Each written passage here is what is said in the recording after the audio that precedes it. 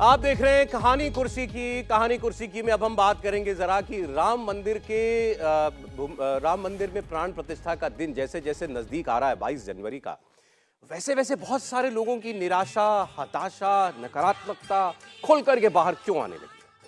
भाई पूरे देश के अंदर एक बहुत बड़ा जनसमूह जो है वो 22 जनवरी की प्रतीक्षा कर रहा है।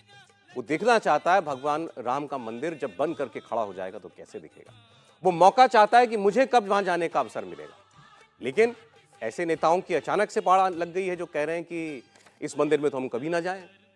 कोई कह रहा है कि इस मंदिर में तो मैं हमेशा बाबरी मस्जिद ही देखता हूं, चाहे मंदिर बन करके खड़ा हो जाएगा। ऐसे तमाम बयान, तो मैं आपको एक एक करके कुछ ऐसे बयान दिखा रहा हूं क्योंकि ये सब सियासी लोग हैं, पॉलिटिकल लोग हैं और चुनाव में सबको जाना है। तो ये जब बयान दे रहे हैं तो ये समझते होंगे कि इसका नुकसान मुझे कहां हो सकता है और फायदा मुझे कहां हो सकता है। तो वो सियासी नफा नुकसान भी हम समझेंगे। पहले एक नेता जो अपने बयानों को लेकर हमेशा चर्चा में रहे लेकिन इनकी पार्टी इनके ऊपर कभी कार्रवाई नहीं करती, ये हैं स्वामी प्रसाद मौर्य। रामचरितमानस को लेकर के बहुत कुछ बोल चुके हैं, इससे पहले हिंदू धर्म को लेकर बोल चुके हैं, एक बार फिर बोले और इस बार इन्होंने शब्द इस्तेमाल किया है धोखा, कि हिंदू धर्म एक धोखा है। राम मंदिर बनने जा रहा है और ये कह रहे हैं हिंदू धर्म एक धोखा है।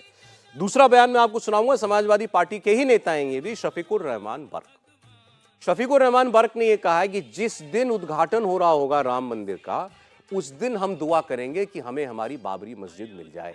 इस मंदिर में हम में से कोई कभी नहीं जाएगा। और तीसरी नेता है बृंदा करात, लेफ्ट की नेता है CPIM की। चलिए, लेफ्ट के सोच वाले लोग तो जो है माना जाता है कि यकीन नहीं करते हैं भगवान में, ईश्वर में, नास्तिक होते हैं। लेकिन उन्होंने जो वजह बताई है इस कार्यक्रम में न जाने की, वो ये है कि ये धार्मिक कार्यक्रम है ही नहीं, ये एक सियासी कार्यक्रम है। मतलब भगवान राम की प्राण प्रतिष्ठा राम मंदिर में एक सियासी कार्यक्रम उनको लग रहा है। तो इनकी बातें आप जरा सुनिए, फिर आगे बात करेंगे। हिंदू एक धोखा है और वैसे भी 1995 माननीय सर्वोच्च न्यायालय ने अपने आदेश में कहा था हिंदू कोई धर्म नहीं, ये लोगों के जीवन जीने की एक शैली है। यही नहीं, जो सबसे बड़े धर्म के ठेकेदार बनते हैं, आरएसएस के प्रमुख मोहन भागवत जी ने भी कहा है, एक नहीं दो बार कहा, हिंदू धर्म नाम का कोई धर्म नहीं है। जाऊंगा भाई, मेरे जाने का तो कोई सवाल ही पैदा नहीं होता। मेरी मस्जिद जो कि वहाँ एक जमाने की मस्जिद थी, बनी हुई थी, अपनी जगह में बनी हुई थी, लेकिन इसके बावजूद भी उस मस्जिद को बहरहाल खत्म कर दिया गया और जबरदस्ती ताकत के बलबूते पर सब लोगों ने मिलकर उसको मिस्मार कर दिया और ख़त्म कर दिया। और आज उसका फिर वो कोर्ट में भी उसका मुकदमा गया, लेकिन कोर्ट में भी हमारी उम्मीद के खिलाफ हुआ और यहाँ तक के अब उस पर यानी मंदिर बनने का आदेश हो गए। तो ये उस पर सोने पे सुहागा और ये किया कि मस्जिद हमारी शहीद कर दी और उस जगह मंदिर बनाया जा रहा है। तो ये तो बिल्कुल कानून के खिलाफ है, इंसानियत के खिलाफ है, बहरहाल दुनिया की रिवायात के खिलाफ है। भाई दुनिया के अंदर सब लोग मुख्तलिफ मजहबों के धर्म के लोग कर और मुख्तलिफ यानी मजहबों के मानने वाले और इंसानियत के लंबरदार बहुत से लोग दुनिया में मौजूद हैं, लेकिन कभी ऐसा काम नहीं हुआ कि इस तरीके से मस्जिद को तोड़कर और मस्जिद को ख़त्म करके उसके बाद में उसकी जगह वो मस्जिद भी बाकी नहीं रखी जाए, बल्कि उस जगह मंदिर बना दिया जाए। नहीं, हमारी पार्टी नहीं जाएगी, हमने बिल्कुल स्पष्ट किया है और इसके पीछे हमारी एक बुनियादी समझ है। हालांकि धार्मिक भावनाओं की हम पूरे कदर करते हैं और पूरे देश में एक धार्मिक भावना होती है, उसका भी हम कदर करते हैं, लेकिन इस प्रकार के धार्मिक अनुष्ठान आप राजनीति के साथ जोड़कर धर्म को एक राजनीतिक हथियार और राजनीतिक मंशा को लेकर आप इस्तेमाल करेंगे, हमारी समझ में ये देश की संवैधानिक प्रावधान कि हिंदुस्तान का जो सत्ता है वो सत्ता किसी धार्मिक रंग का नहीं होना। सबके बयान आपने सुने कि क्या वजह है इनकी राम मंदिर के प्राण प्रतिष्ठा वाले दिन वहां न जाने की या कभी ना जाने की, उसको ये लोग कैसे देखते हैं। अब जरा पहले दो बयानों की हम बात कर लें। जो स्वामी प्रसाद मौर्य ने कहा कि हिंदू धर्म तो कुछ है ही नहीं, हिंदू धर्म तो एक धोखा है, ये तो धर्म ही नहीं है।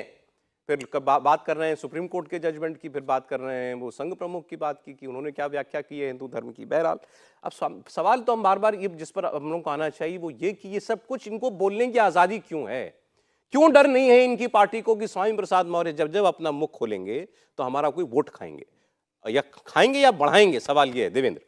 और साहब सोर्सेज के द्वारा जो हमें जानकारी मिली थी उसके हिसाब से स्वामी प्रसाद मौर्य ने पहले बहुत कोशिश ये की थी कि वो बीजेपी में किसी तरह से उनकी वापसी फिर से हो जाए, लेकिन जब बीजेपी ने कोई उत्साह नहीं दिखाया तो उसके बाद उनको ये समझ में आया कि अब हमें एक दूसरी लाइन खींचनी है ताकि उनकी अपनी प्रासंगिकता एक बने और एक खास तरह का न्यूसेंस क्रिएट करके वो चर्चा में बने रहें। हालांकि आप देखें तो समाजवादी पार्टी के लिए बहुत बड़ा खतरा है और न जाने समाजवादी पार्टी कैसे ये टॉलरेट कर रही है। और बार बार इनका ये कहना है, ऐसा नहीं है कि एक बार उन्होंने बोला या 2 बार बोला या 3 बार बोला, बार बार उस बात को कह रहे हैं। उसके पीछे सीधे सीधे ये समझ में आ रहा है कि भले ही वो अपने आप को चर्चा में बना रखे हों, लेकिन पार्टी का जिस दर में वो अभी है उसका नुकसान तो कर ही रहे हैं। दूसरी तरफ उनकी हिपोक्रेसी भी देखिए कि बीजेपी को लगातार कोस रहे हैं और उनकी बेटी अभी भी बीजेपी में बनी हुई है, बीजेपी की सांसद है और फिर से टिकट लड़ने के लिए बीजेपी की एक अनुशासित कार्यकर्ता के तौर पर अपने आप को पेश कर रही हैं। तो इस पूरे इन चीज़ों से समझा जा सकता है कि ये जो बोल रहे हैं उसका मकसद क्या है, सिर्फ और सिर्फ उसके सहारे सुर्खियां बटोर लेना, चर्चा में बने रहना। जो दूसरे नेता वो भी समाजवादी पार्टी के शफीकुर रहमान बर्क, उन्होंने अपनी बात की शुरुआत कैसे की, वह मंदिर में जाने का तो सवाल ही नहीं उठता। अब शफीकुर रहमान बर्क एक बहुत कट्टर और धार्मिक किस्म की व्यक्ति हैं, मतलब वो अपने धर्म पर चलने वाले व्यक्ति हैं। तो वो ये कहें कि भाई मंदिर जाने का मेरा तो सवाल ही नहीं है, तो भाई इस पर तो ये बात सबको समझ में आती है, उनका क्या लेना देना मंदिर से। लेकिन वो ये कहें कि भाई जिस दिन ये मंदिर बनेगा हम उस दिन दुआ करेंगे कि हमारी मस्जिद हमको मिल जाए इसी जगह पर। मतलब आप ये स्वीकार ही नहीं करते कि राम मंदिर खड़ा हो रहा है, आप राम मंदिर के अस्तित्व को ही नकार रहे हैं। ये एक पार्टी का नेता कह रहा है और पार्टी उस पर कुछ नहीं कर रही। हर्षवर्धन जी, नहीं, मुझे लगता है सौरभ जी इसको थोड़ा उस तरीके से देखा रहना चाहिए कि राम सबको बुद्धि दे रहा है। थोड़ा टाइम लग रहा है, लेकिन देखिए राम बुद्धि दे रहा है कि आज शफीकुर रहमान बर्क भी कह रहे हैं कि भाई हम दुआ करेंगे उस दिन। वो नहीं कह रहे हैं कि हम फिर से तोड़ेंगे और हम बना देंगे, दुआ करेंगे। राइट टाइम थोड़ा हुए, संविधान के दायरे में उनको अपनी हैसियत, अपनी औकात पता चल गई। स्वामी प्रसाद मौर्य भी, उनको कुछ नहीं सूझ रहा है तो कह रहे हैं कि संघ प्रमुख मोहन भागवत ने भी ये कहा था। अब अगर राष्ट्रीय स्वयंसेवक संघ प्रमुख के बयान को उन्हें कोट करना पड़ रहा है तो संघ प्रमुख जो कह रहे हैं उनकी बात लोग सुन रहे होंगे कि हिंदू धर्म क्या है। और राम तो सबके हैं, राम तो वो हैं जिन पर एक धोबी ने टिप्पणी कर दी तो माता सीता को वन जाना पड़ा। राम वो हैं जो शबरी माता के जूठे बेर खाते थे। राम वो हैं जो बानर, भालू, जाने किसको किसको, उन सबको साथ लेकर चले।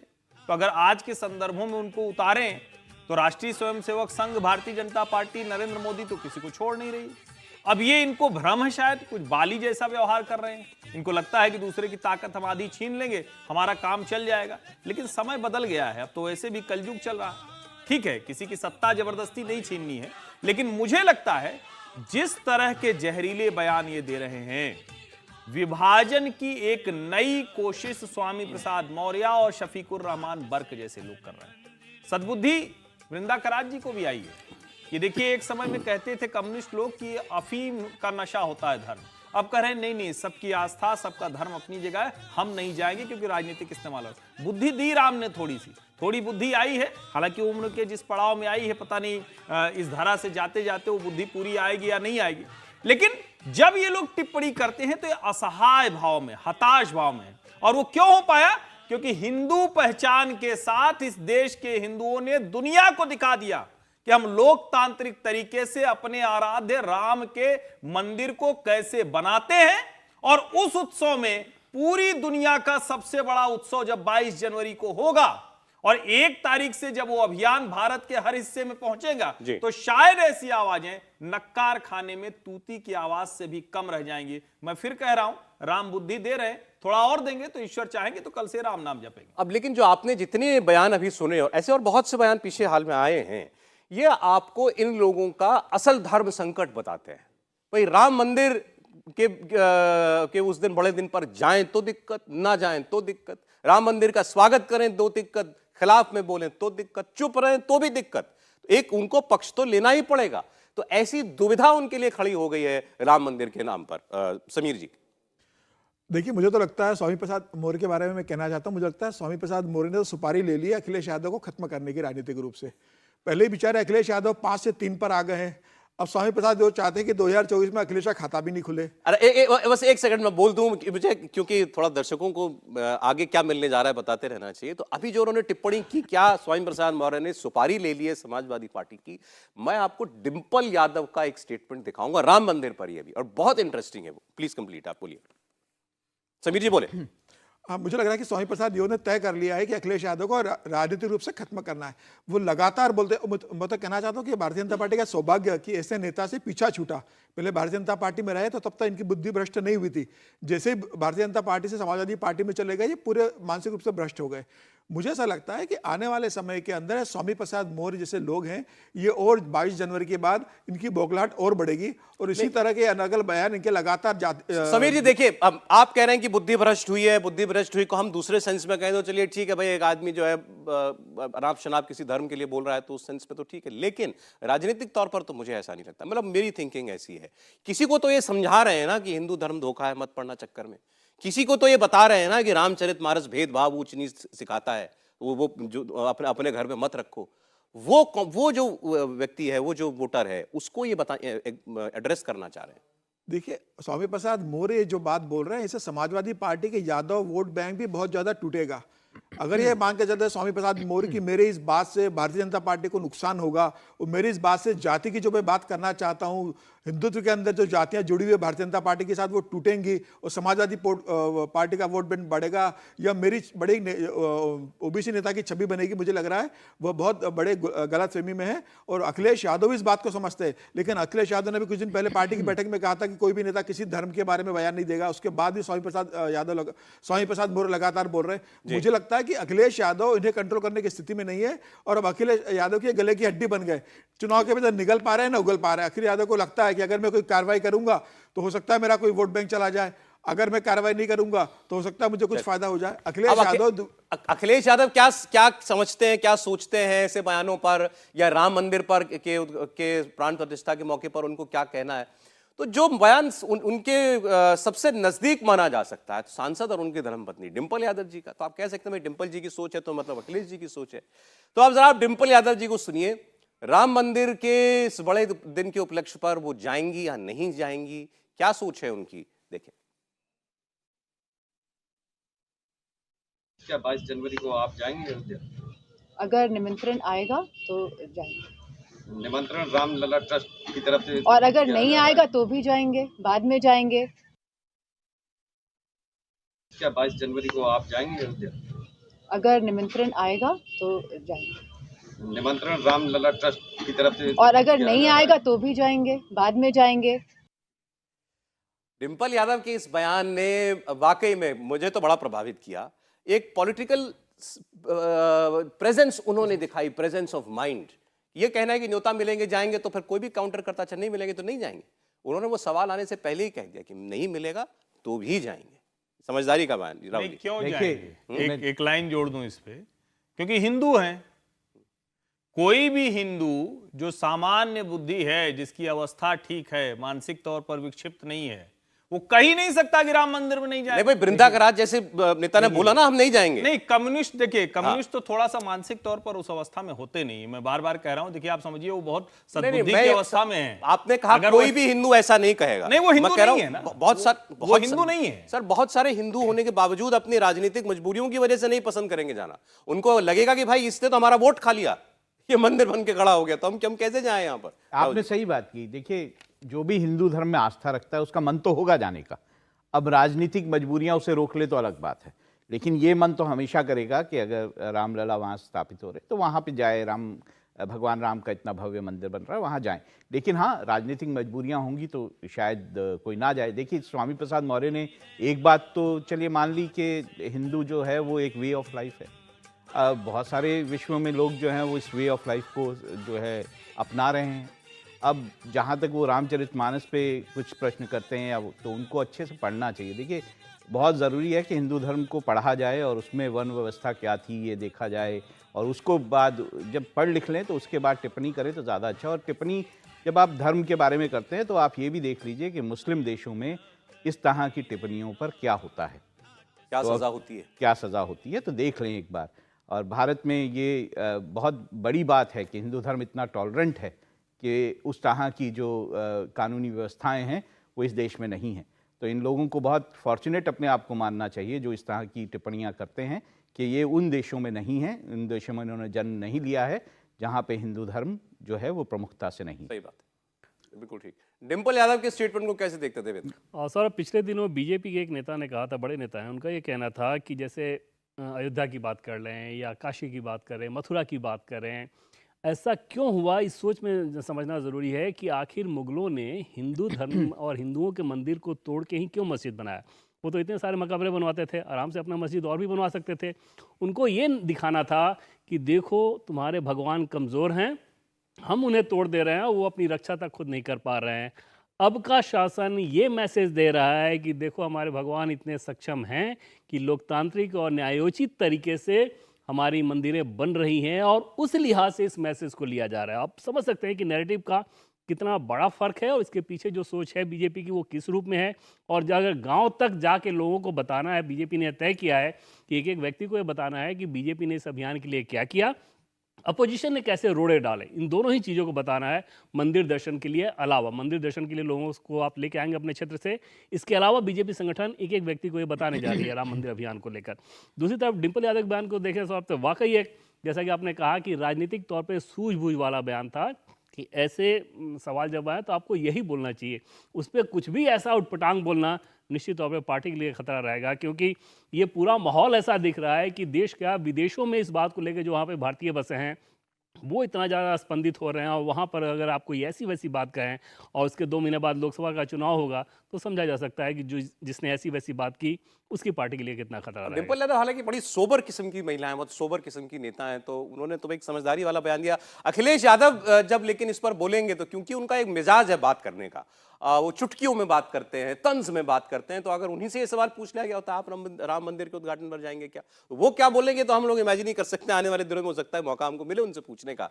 लेकिन एक तरफ शफीकुर रहमान बर्क और स्वामी प्रसाद मौर्य दोनों सपा के नेता, और एक तरफ डिंपल यादव। हर्षवर्धन जी, जो स्टेटमेंट आए, नहीं, निश्चित तौर पर इसको मैं भी मानूंगा कि डिंपल जी का बयान बहुत शानदार है, बहुत अच्छा है, लेकिन मेरा बहुत स्पष्ट मानना है कि बाल रूप भगवान कृष्ण श्री राम लला विराजमान के मंदिर के दर्शन के लिए हर हिंदू दुनिया के हर हिस्से से, जिसको कहे ना कि एकदम उसको लग रहा है कि बस अब पहुंच जाएं, और उसमें कोई ऊटपटांग बात करेगा तो वो शफीकुर रहमान बर्क हो, स्वामी प्रसाद मौर्य हो या फिर वृंदा करात हो, उनका राजनैतिक भविष्य भारत में तो नहीं हो सकता है। और चूंकि मैं कह रहा हूं कि बाल रूप भगवान है वहां, चूंकि वो तो अयोध्या नगरी है, वहीं पैदा हुए हैं। हम लोग सब अपने हिंदू धर्म में तो ये भी होता है ना कि बच्चा पैदा हुआ तो वही वाली धुन बजा देते हैं, ठुमक चलत रामचंद्र बाजत पैजनिया, तो सबको अपने बच्चे में राम दिखता है।